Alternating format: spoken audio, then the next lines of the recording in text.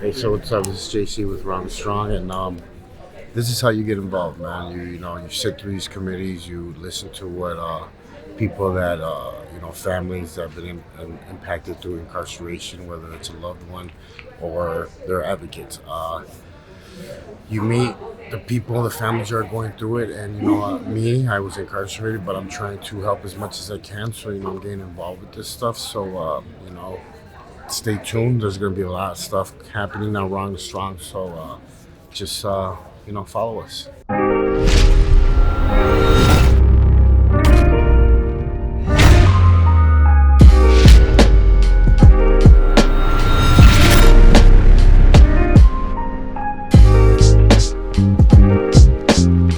I am here today to hear your stories so I can take back to my committees and take back and formulate and build legislation that makes sense, that protects our communities, make sure that taxpayer dollars are not driven up. I mean, in Arizona, we lock up more people per capita than most states. And we have a return rate to prison that is 70%. And our earned release credit structure was broken. So with that, I wanted to see what I could do. So the way that we're having these community conversations, we want to make sure that we are very clear on what action steps we have walking away, right? We don't want you to come into this space and just come into the space and share your story, which is super important and healing a lot of times. We also want you to walk away knowing that there are people here with you to make sure that action steps are taken, that we can actually get the ball moving on some of these things. It's a couple of things about FAM. We are nonpartisan, so we've worked with people across the spectrum. Folks who are good on criminal justice reform are folks that we are trying to work with. The second is that we don't crime shame. Like, a bad sentence is a bad sentence is a bad sentence, period. The prison conditions that people are currently living right now is horrible, period. And so wanted to make sure we said that too. Hi, good afternoon. My name is Lilian Capes. I'm married to an incarcerated man. I met him and married him while he was in prison already. We've been together 8 years, and in those 8 years, because of medical issues, he was diagnosed with Hep C decades ago, and he hasn't been treated yet. That developed in cirrhosis back in 2013. He was diagnosed with cirrhosis, which Horizon and DOC never informed him of that. We barely found that a year ago. He hasn't been treated. Right now we're facing bladder cancer.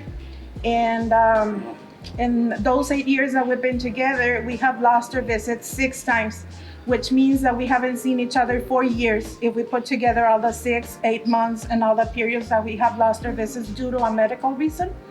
And that's just unfair. I'm not happy with that. And that's the reason why I'm so passionate and I advocate for prison and sentencing reform. My name is Charlene, and I've been involved with criminal justice for about 12 years. My son, Ryan, at age 27, was sentenced to 37 and a half years in prison. We were originally told that if he was convicted, that he would probably receive a 10-year sentence and be out in 7. Much to our dismay, the judge ran the sentences consecutively and not concurrently, and our family was devastated, as well as my son. He loves his family very much, and he knew how devastated we were. So he had never shared with us anything that was going on behind the walls. He made it out like it was pretty, everything was pretty good until last year. And he started sharing with me the things that were happening to him in prison, and not only to him, but hundreds of people. Yes. So I had to get over the stigma of being a parent of an incarcerated child. And I had to start reaching out to other people and finding out what could be done about what was really going on in Arizona's prisons. So my first thing was I found a local organization called American Friends Service Committee, and was able to talk to Joe Watson. And then Joe invited me to a storytelling workshop. So I did that, and then I attended Reframing Justice Day and went and talked to lawmakers there. But I also reached out nationally and found FAM. And then FAM has recently invited me to Florida, where we did more advocacy workshops. And so from there, after I found out what was really going on in the prisons, I knew I couldn't be quiet anymore. So I'm very passionate about continuing on with advocacy. Also, there's just so much that needs to be done. If you treat people with respect and dignity, Yes. no matter where the environment, that person is going to come out a little different. And that's what's missing from our systems. And when we have folks that are working in those systems that are making as much as you make at McDonald's, you're going to get that sort of professionalism. So I think, it's something else I want to look at is I want to look at the professional development of these CEOs. Are they just coming in off the street from working in McDonald's and then now they're in charge of the grown man? So it's different from an 18-year-old. If I'm an 18-year-old and I've got to tell a grown man what to do, that's a different conversation that I have to learn. And it has nothing to do with inmate to CEO. It has to do with how we communicate with each other. And some of that's not happening. It's not. You'll have an 18-year-old trying to tell a grown man or yell at a grown man. And you don't have to be in jail to get upset if somebody does that to you.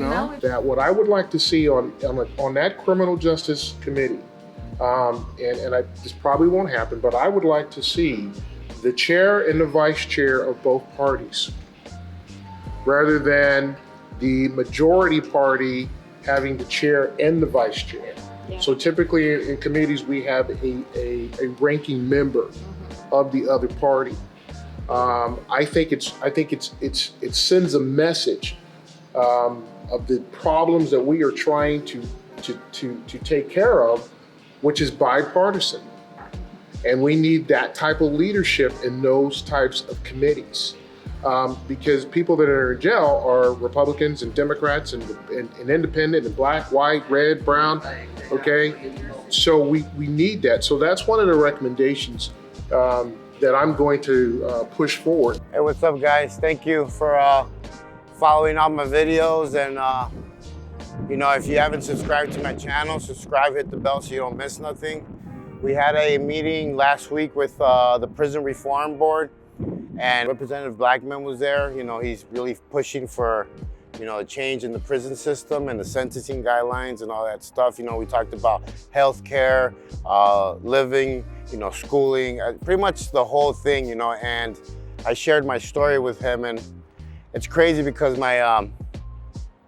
we were supposed to meet somewhere to finish off the video. My camera guy was like, hey, let's meet here. And I was like, how crazy is this, because I got sentenced in the federal building that's right across the street. I got sentenced here for my state charges, and I got sentenced over there. So all three buildings that I've been, sentenced at are right here. And now, I'm working to, help guys like me get out sooner and improve themselves while they're in the system. So, there's a lot going on with Wrong and Strong right now. We're getting involved with this, nonprofit stuff. We're getting involved with the prison reform stuff. We just want guys to change. We want people to get out, and make a change. That's what Wrong and Strong is all about. It's about overcoming, trauma, overcoming, addiction, overcoming prison life, overcoming all this stuff and just becoming somebody better. That's what Wrong and Strong is. So, follow us, support us, and there's a lot coming out, man.